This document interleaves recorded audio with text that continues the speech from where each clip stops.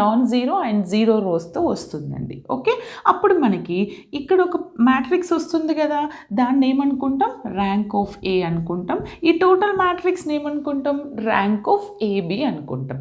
Depends upon that rank of A and AB we have to identify whether it may be no solution, or it may be unique solution, or it may be infinite number of solution.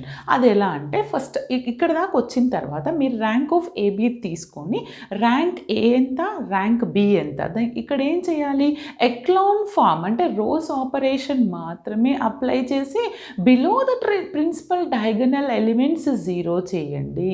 చేసినప్పుడు మీకు rank వస్తుంది. ఆ rank use చేసుకొని if rank of A is equal to rank of AB అయిందనుకోండి, the system has consistent అని చెప్తాం. Consistent